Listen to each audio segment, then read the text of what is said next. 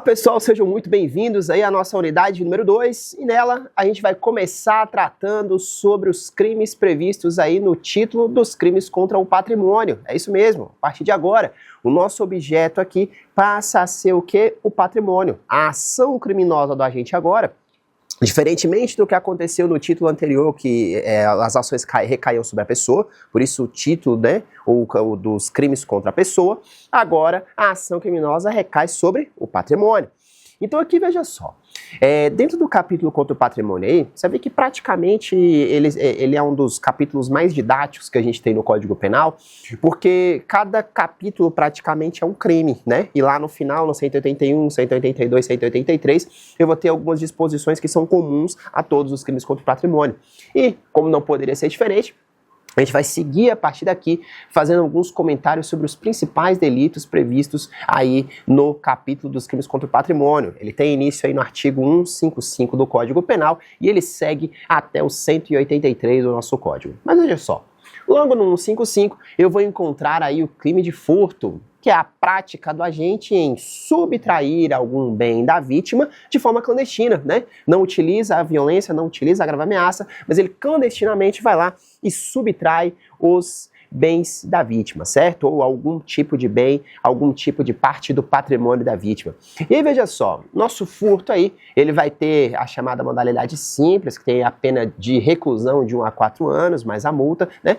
Exatamente por ser contra o patrimônio, por gerar algum tipo de prejuízo material, você vai perceber o nosso código, então, trazendo para todas as penas, né?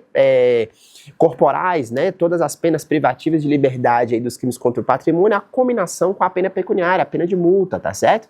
Então, praticamente para todos aí você vai encontrar essa situação posta. E aí, veja só, alguns comentários sobre o crime de furto. Aí o nosso crime de furto tem a modalidade simples, como eu falei, mas ele tem também a modalidade qualificada, ou seja, que a pena aí vai ser de 1 a 4, passa a ser de 2 a 8. E aí ela vai ser qualificada quando? Quando tiver o abuso de confiança, quando tiver aí a escalada, né? Quando tiver aí veículo que normalmente...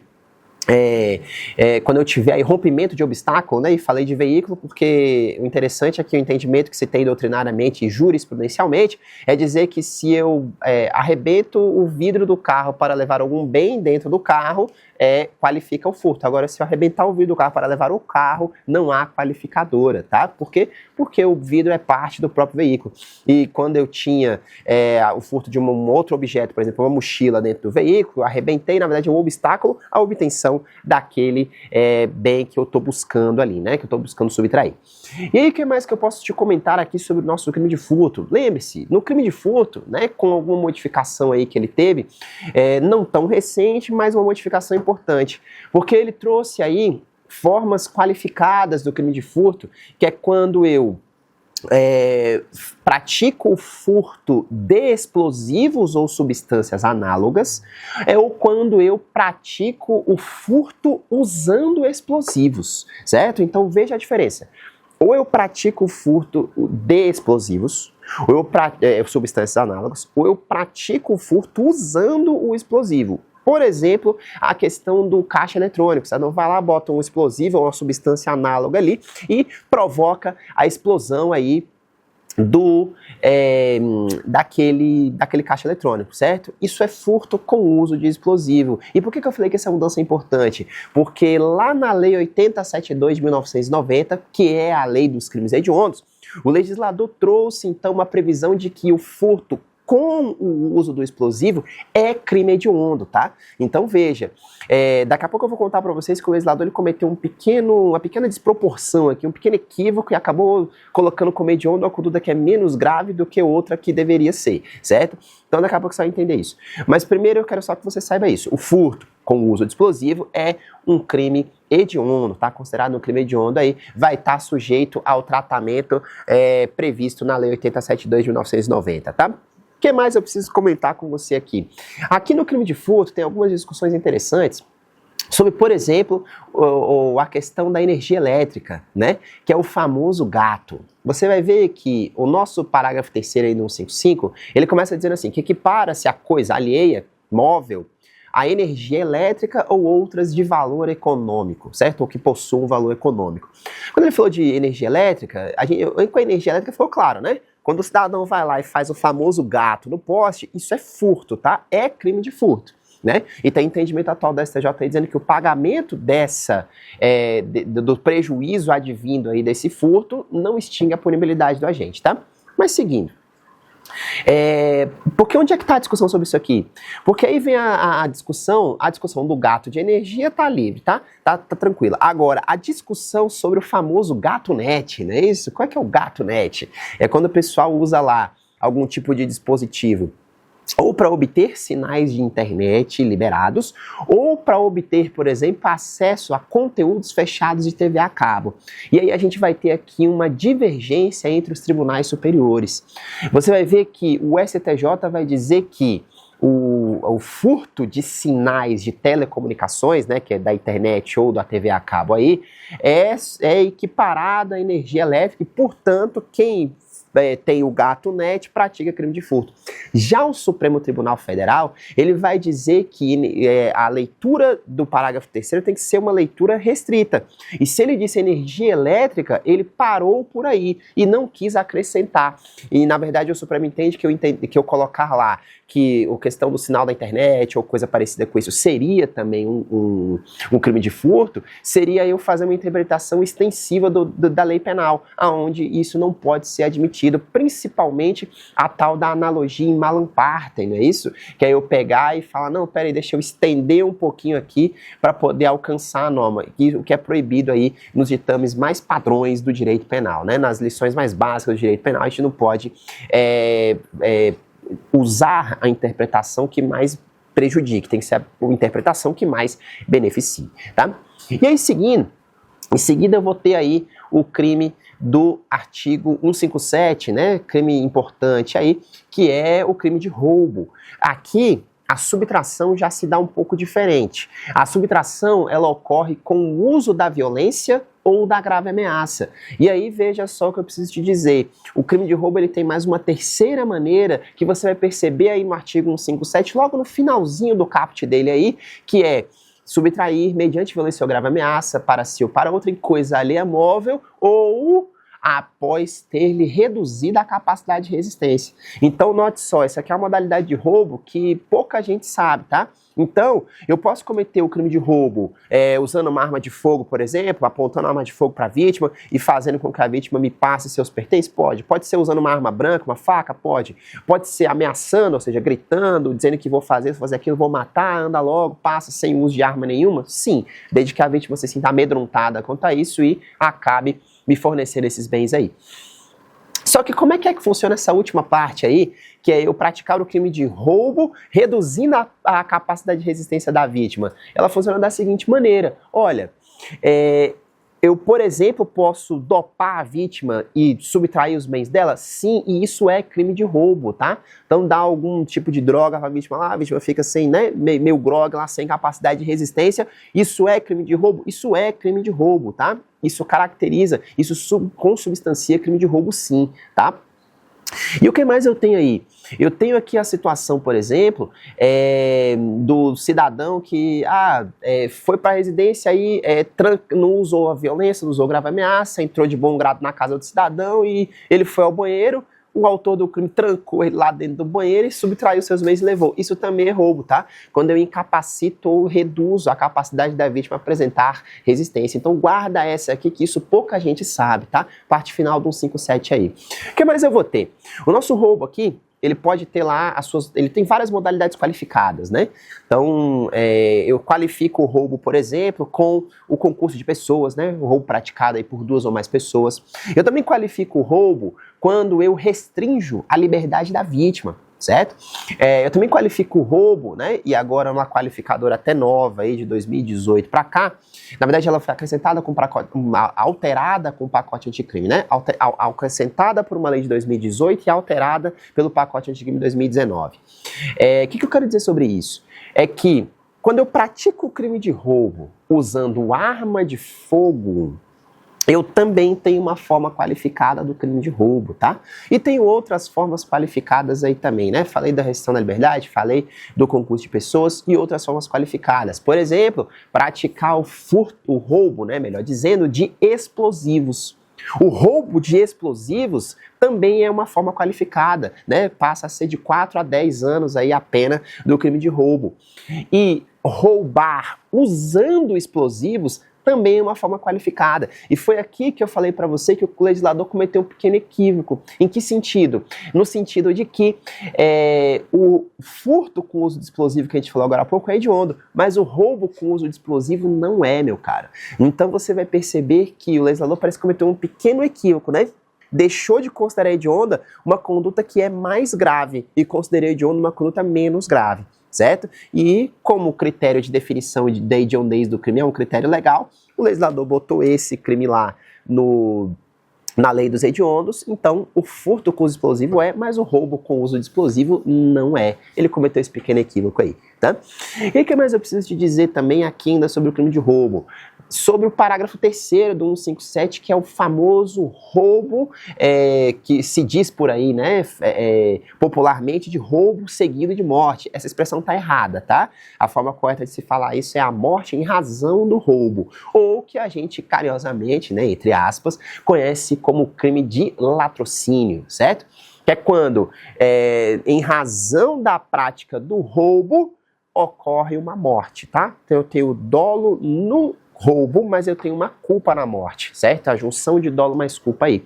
Então, o que pode se dar também através de lesões corporais graves, tá? Foi praticar o crime de roubo, foi subtrair o bem do agente, mas no emprego da violência do agravamento acabou praticando, resultando, né, numa lesão corporal de natureza grave aí. Então você vai ver que eu também tenho essa possibilidade. E quando acontece a morte em razão do roubo, o famoso latrocínio. Deixa eu só te dizer uma coisa. O nosso crime de roubo, ele tem 3 modalidades hediondas, tá? É crime hediondo o roubo com restrição da liberdade, é crime hediondo o roubo com uso de arma de fogo, qualquer que seja ela, permitido, restrito ou proibido, e hediondo também o latrocínio, tá? Que é o famoso roubo seguido de morte, tá certo? Que se fala famosamente por aí, mas a forma correta de falar é a morte em razão do roubo, certo? E mais um detalhe sobre o latrocínio, só para a gente passar para o próximo delito. Lembre-se, segundo a jurisprudência dos tribunais superiores, e aí tem súmula falando sobre isso, se o agente consumar a morte e não conseguir levar nada, você vai perceber que o latrocínio ainda assim é consumado, certo? Então é um latrocínio consumado, certo? Ele não levou nada, não conseguiu subtrair nada da vítima, porém a vítima veio a falecer em razão disso. Ainda assim, o latrocínio estará consumado, certo? Que é uma pena bastante alta aí também, prevista no nosso Código Penal, que é 20 a 30 anos, certo? O que mais eu preciso te falar aqui seguindo? Artigo seguinte, eu encontro lá 158 do Código Penal, que é o crime de extorsão. No crime de extorsão, o constranger, constranger, a gente vai entender como sinônimo de obrigar. Quando eu obrigo alguém, né, a fazer algo que a lei não manda, ou deixar de fazer algo que ela permite, aí, o que eu vou ter aí agora? O crime de extorsão, mas com um acréscimo. Porque isso parece com um constrangimento ilegal que a gente já estudou na unidade anterior. Você vai perceber que aqui o agente constrange a vítima com o uso da violência ou da grave ameaça. E aí ele está querendo fazer algo, ou que a lei, né, mandar a vítima fazer algo que a lei não permite, ou deixar de fazer algo que ela autoriza, para obter vantagem indevida econômica, certo? Então ele constrange a vítima, usa a violência ou grave ameaça e fala para ela, né, o que é que ele quer. Hoje, você vai ver aí o famoso sequestro relâmpago, não é isso? Que é quando eu uso a ideia da extorsão, restringindo a liberdade da vítima para fazer o quê? Hoje, com que ela me faça um Pix, por exemplo, né? Então usa a violência, usa a grave ameaça, fala, bora, faz um Pix. Antigamente o sequestro relâmpago, né? Na época que caixas eletrônicos eram mais famosos, você vai ver, e mais utilizáveis, né? Você vai ver que como é que era? O cidadão usava a violência ou grave ameaça, levava a vítima até um caixa eletrônico, ou fazia ela sacar algum valor e passar, ou transferir algum valor, ou fazia com que a vítima passasse para ele a senha e o cartão, para que ele pudesse, então, realizar um saque, alguma coisa assim, né? Então, o famoso sequestro relâmpago é uma extorsão com restrição da liberdade, tá? Tá aí uma das maneiras das quais a gente tem. E a minha extorsão aqui, né, constranger alguém mediante violência ou grave ameaça, se ela resultar em lesão corporal de natureza grave, ela vira uma modalidade qualificada. E presta atenção no que eu vou te dizer. O crime de extorsão do 158, na forma simples, ele não é hediondo, mas se ele for com restrição da liberdade ou com resultado lesão corporal de natureza grave, aí ele se torna hediondo. Tá certo? Passando por 159, eu chego no famoso crime de extorsão mediante sequestro. Aqui no extorsão mediante sequestro, a gente vai ter uma visão que é o seguinte: todo mundo faz a visão errada quando vê no jornal falando assim, fulano de tal teve a sua liberdade cerceada e entraram em contato com a família aí exigindo R$1 milhão, por exemplo, como condição, né, para poder resgatar a vítima. Isso não é sequestro, tá? É extorsão mediante sequestro. Ou seja, lá fala 159 do Código Penal, que é sequestrar alguém com o intuito de exigir um preço como condição do resgate. Então, presta bem atenção no que eu vou te dizer.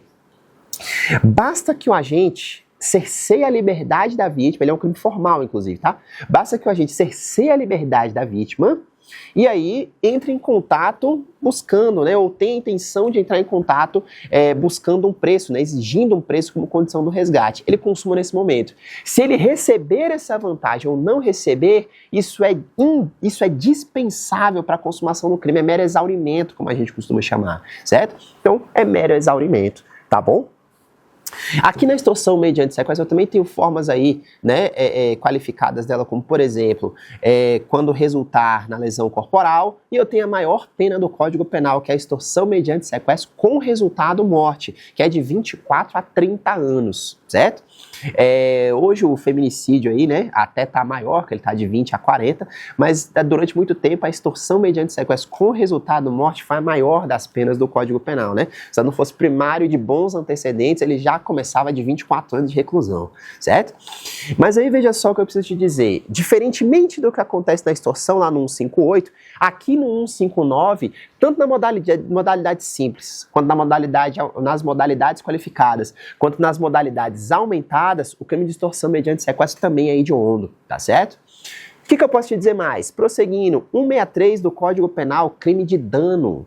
Lá no crime de dano do Código Penal, o que é que eu vou ter? Primeiro, ele é de ação penal privada, certo? Então só o ofendido pode ingressar com ação penal. Segundo, eu tenho o dano simples e o dano qualificado. No dano simples eu vou ter aí qualquer coisa que eu, provoque uma deterioração, uma destruição ou uma inutilização de algum tipo de bem da vítima, através da minha ação. E nos danos qualificados, né, eu vou ter quando esse dano é praticado contra o patrimônio público, quando é praticado com elevado prejuízo para a vítima, né, e assim por diante. E aí veja bem o que eu preciso te dizer a mais. Dentro desse sistema aí do crime de dano, como eu falei, ele é de ação penal privada, certo? Então eu preciso só que o ofendido, né, só o ofendido pode ingressar com essa questão. Crime de natureza material, ou seja, eu preciso que a coisa, né, o bem de fato seja inutilizado, destruído, né, aí pela ação do agente, tá certo? Prosseguindo um pouco mais aí, importante falar lá do 168 do nosso Código Penal, que é o famoso crime de apropriação indébita. E presta atenção que aqui a gente tem uma confusão muito comum de se fazer, porque como é que a apropriação indébita se dá? Apropriação indébita, se você traduzir esse nome um pouquinho mais fácil, sei lá, eu estou me apropriando indevidamente, eu estou me assenhorando de alguma coisa, ou seja, estou com um ânimo de ficar para mim. Então, note só, ele tem que ser um patrimônio, certo? Porque está dentro do capítulo, né, do título dos crimes contra o patrimônio. E aí, veja só o que eu preciso de dizer. Aqui no meu crime do 168, na apropriação indébita, eu vou ter lá a visão do seguinte, que a coisa foi entregue para o autor do crime de boa fé, de bom grado, é como se fosse um empréstimo, certo? Então, para você que chegou na Terra há um pouco mais de tempo aí, existia um negócio na face da Terra chamado CD, você lembra? CD, livro, lembra disso? Por que eu tô falando isso? Porque era muito comum você pegar e emprestar para a pessoa, falando, não, me devolve daqui 2 semanas, e a pessoa não devolver mais. Certo? Isso é crime de apropriação indébita, certo? Claro que eu estou falando numa proposta exagerada, né, numa proposição mais exagerada, mas só entender a dinâmica da apropriação indébita é isso. Não foi que a vítima, o autor do crime foi lá e tomou nada da vítima, não. Ele chegou e falou, pô, me empresta isso aí, mas ele já com a ideia de falar, pô, hora que me entregar aqui, eu falo, legal, vou ficar para mim isso aqui. certo? E aí, o que acontece? Você passa para o autor do crime. E aí, no dia de devolver, você fala, e aí, cadê meu livro, cadê meu CD? E o cara, não responde mais, ou diz que não vai devolver, ou bloqueia, e aí já era. Isso constitui o crime de apropriação indébita, tá certo?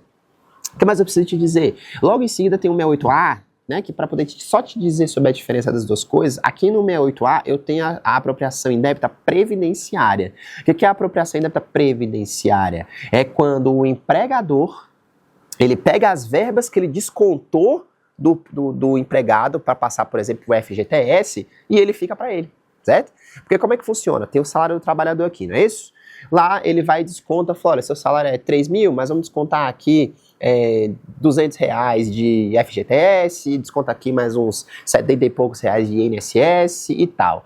Esses valores que o empregador desconta do salário não são para ele, tá? Esses valores são para ser repassados para a União, ou para quem de direito, ou pagar a contribuição sindical, o imposto, enfim, que deva ser pago. Quando ele pega e fala para ele, desconta o FGTS, e aí ele vai e pega aquele valor para ele e não repassa para o poder público. Isso é apropriação indébita previdenciária, tá? Só para você entender. Veja que é a mesma coisa, só que o objeto muda aqui. Lá na apropriação indébita é qualquer coisa que eu peguei emprestado e quis ficar para mim. Aqui na apropriação indébita previdenciária tem que ser uma verba previdenciária que eu recebi, era para repassar, e eu na verdade não repassei e decidi ficar para mim. É mais ou menos isso, tá? Seguindo, a gente chega aí ao famoso 171 do Código Penal, o crime de estelionato. É isso mesmo. Aqui no crime de estelionato, ele sofreu algumas modificações importantes aí, por ocasião do pacote anticrime, principalmente no que tange à modalidade de ação penal dele. Ele era um crime de ação penal pública condicionada, incondicionada, melhor dizendo. E aí ele agora passou a ser um crime de ação penal pública condicionada à representação do ofendido como regra. E tem algumas exceções em que ele permaneceu sendo de ação penal pública incondicionada. E aí veja só o que eu preciso te dizer. Como crime de ação penal pública condicionada à representação do ofendido é a regra, tá? Então precisa que o ofendido vá lá e demonstre o interesse em ver os fatos apurados.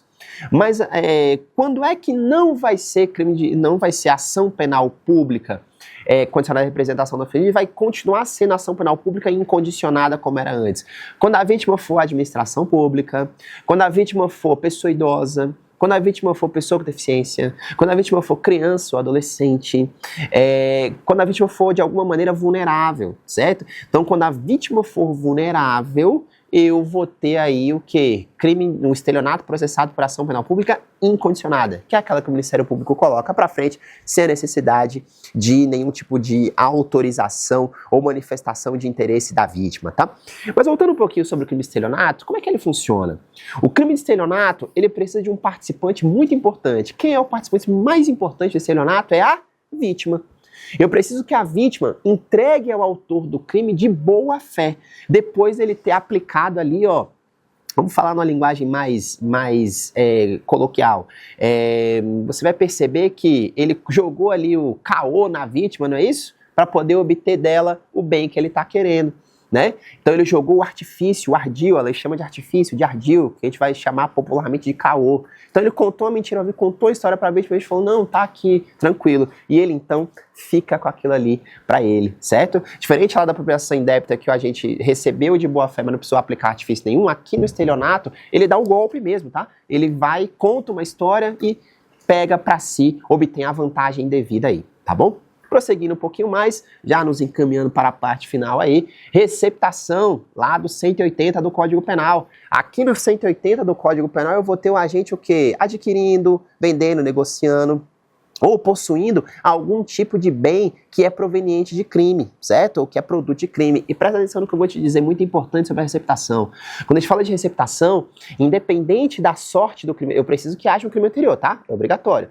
Mas, independente da sorte do crime anterior, o crime de receptação fica autônomo. Então, se ele foi absolvido no crime de roubo, ele vai ser absolvido na receptação? Não, porque a receptação é autônoma, certo?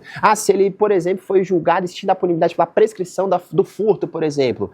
Isso alcança o crime de receptação? Não, tá? É crime autônomo. E por fim, eu preciso te falar das chamadas escusas absolutórias, aí do 181, 182, 183 do Código Penal, rapidamente.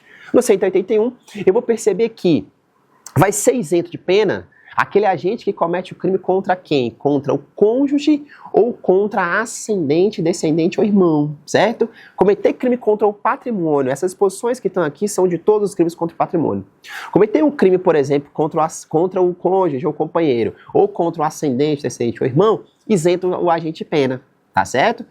2, você vê no 182, você vai perceber que ele fala, o crime independente da modalidade de ação penal vai ser de ação penal pública condicionada à representação do ofendido, quando o quê?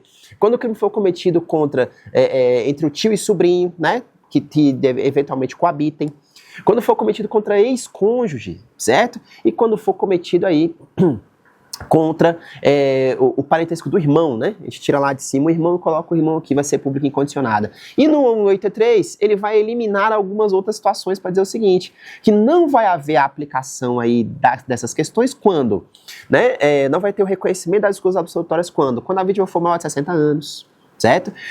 Não vai ter essa aplicação, por exemplo, ao estranho que comete o crime, certo? E aí você vai ver no 183 aí que essa situação afasta, por exemplo, a idade da vítima, também a questão do estranho ligado aí ao crime, tá certo? Então a gente chega ao final dessa nossa unidade número 2 aí dos crimes contra o patrimônio e eu te aguardo para já a gente dar continuidade à nossa próxima unidade. Tchau, tchau!